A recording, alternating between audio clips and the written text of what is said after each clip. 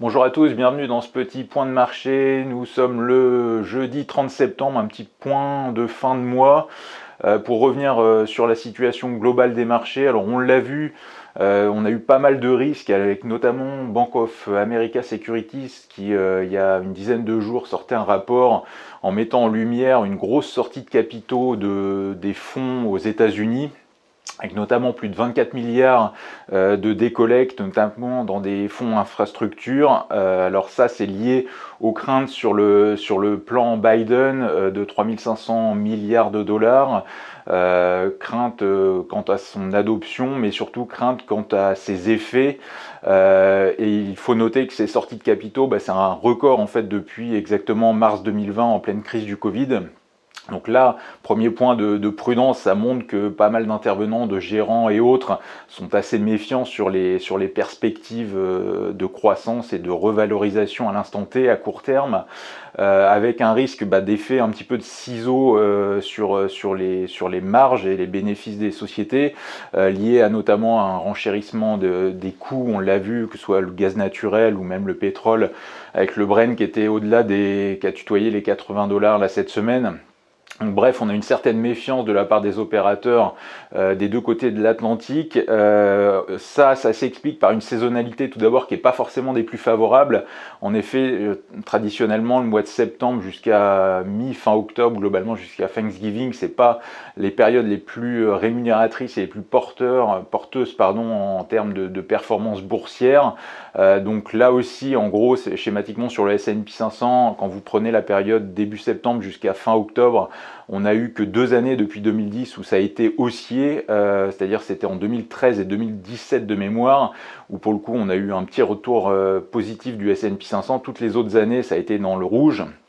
Donc là aussi, à ce stade, en fin de mois de septembre, on est plutôt dans les normes historiques, à savoir donc une saisonnalité qui est pas idéale, avec pas mal de risques sur les marchés. On l'a, ce que je disais avec les sorties de capitaux, ça s'illustre avec la Chine tout d'abord.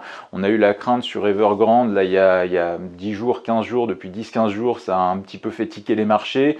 Ça s'atténue dernièrement, même si on a pas mal de risques qui restent, à mon avis, de questions qui restent à élucider.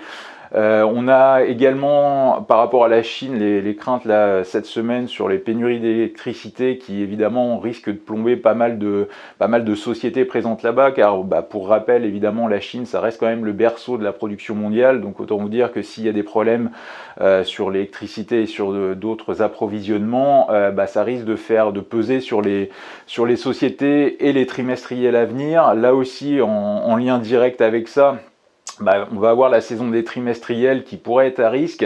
On l'a vu avec par exemple le Nike il y a 10 jours, où là aussi ça met en lumière ces problèmes qu'on peut avoir en Chine, qui avait déçu et qui avait été chahuté il y a une dizaine de jours à Wall Street. On l'a vu dans la sphère automobile avec les équipementiers automobiles, que ce soit Faurecia, Plastic Omnium. On a eu pas mal de warnings. Alors même si ça n'a pas conduit à des baisses des titres, on sent bien qu'il y a une prudence dans ce segment-là. Autre prudence dans le secteur technologique également.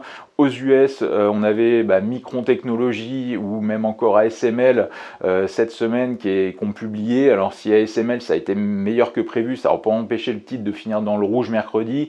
Même sanction avec Micron Technology qui a fait mieux que prévu, mais pour le coup avec des prévisions qui ont été sanctionnées. Je crois que le titre perdait 2%, a perdu 2% mercredi à Wall Street.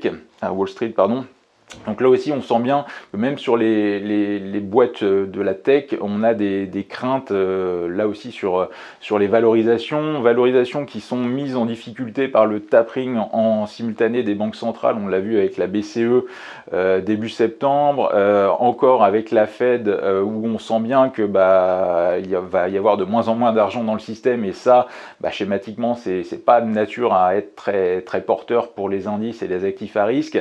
La remontée des taux longs d'ailleurs qui pèsent donc en priorité sur la sphère growth, c'est-à-dire tous les géants de la tech US, on l'a vu, les Apple, les Microsoft, enfin toutes les grosses capis qui sont chèrement valorisées, c'est elles qui sont en première ligne et qui se trouvent en première ligne donc dans les baisses de marché.